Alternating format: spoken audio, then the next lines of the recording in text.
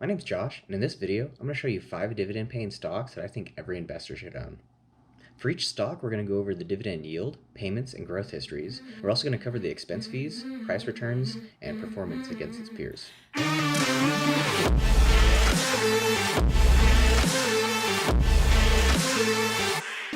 Now, I'm not a financial advisor, but I am a dividend investor, and I think that these 5 stocks are ones that you can buy and not have to look at or worry about for many years. I chose ETFs instead of individual stocks because ETFs will give you exposure to many stocks within a sector, and if one or two of those stocks underperform, then the rest can carry the weight.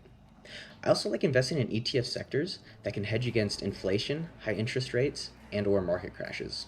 Things that I look at in dividend stocks are roughly 4% dividend yield, regular dividend increases, and how these stocks compare to the S&P 500. First up, we have the Schwab US Dividend Equity ETF, or ticker symbol SCHD. And their holdings track the Dow Jones US Dividend 100 Index. So if we look at SCHD, we can see here that its dividend yield is 2.9%, and its expense ratio is 0.06%. Basically what this means is that for every $100 you have invested, there's a maintenance fee of 6 cents. Some brokerages, like Robinhood or Webull, don't charge you the expense fee, and I have links down below in the description if you're new and want to start an account. You can see here in 2021 that the amount that they pay out in dividends averages about 56 cents per share each quarter. And we can see if we scroll up that the dividend growth history has some good growth over the last 20 years. Next, we can see that SCHD follows the S&P 500 very closely. The blue line represents the S&P 500 and the orange line represents SCHD. And then when we come over to the performance, we can see that SCHD over the last 3, 5, and 10 years outperforms most of its peers. Up next, we have the Spider Portfolio S&P 500 High Dividend ETF, or ticker symbol SPYD. I like this one because its holdings include the top 80 companies within the S&P 500, so you could think of this as like the best of the best. And because it holds the best of the best, it could hedge against market crashes because those stocks will likely recover. SPYD has a dividend yield of 3.68% and an expense ratio of 0.07%. And if we come over to the dividend payout history for 2021, we can see that on average, it pays about 39 cents per share each quarter. And then if we scroll up to look at the dividend growth history, we can see that it remains relatively flat, but it has had some increases over the last 6 years. Next, we look at the comparison to the S&P 500, and we can see that it tracks and follows the S&P 500 somewhat closely, and I think it's a little bit more flat because it does have a higher dividend payout than the S&P 500. Then if we look at the performance against its peers, we can see that on average, it does a little bit better than the rest of them. Up next is the Vanguard Real Estate ETF, ticker symbol VNQ. Because VNQ is a real estate ETF, it's a good hedge against rising interest rates. It also holds a bunch of REITs, and REITs are by law required to pay out 90% of its taxable income as dividends to its shareholders. So the chances of VNQ losing or cutting its dividend is very unlikely. Coming back to seeking alpha, we can see that VNQ has a dividend yield of 2.82% and an expense ratio of 0.12%. And then down at the dividend payout history, we can see that on average, VNQ pays out about 74 cents per share each quarter.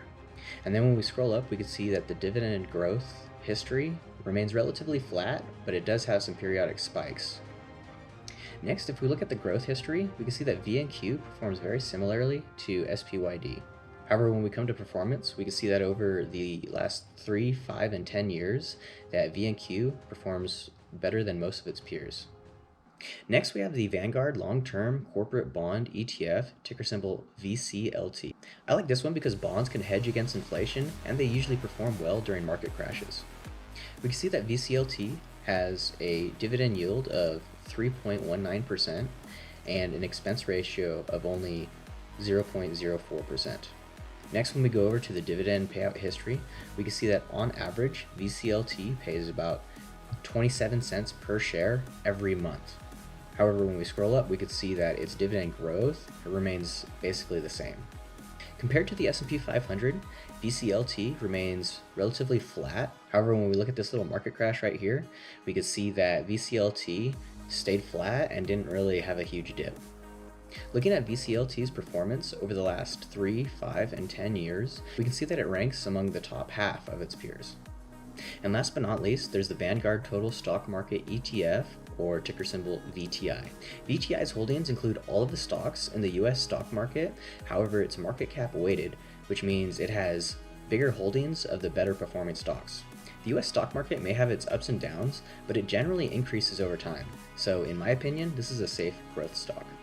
If the market crashes, cool, buy it at a discount or average down because it'll come back eventually.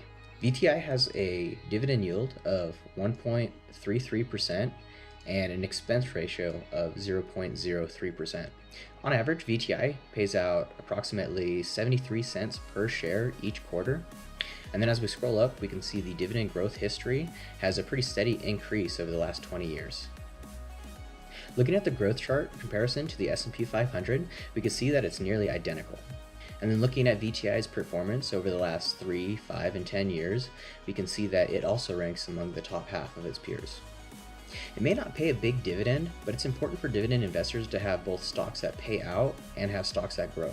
Hold on to VTI all the way up until you're ready to retire or you want to live off of your dividends, and then consider selling it for a higher paying dividend stock. What are your thoughts on these stocks? Do you agree? Let me know what you think down in the comments below, and tell me what are some of the stocks you think every investor should own. If you like this video, give it a thumbs up so YouTube will share it with more people. And watch these videos next if you want to learn more about investing or financial freedom.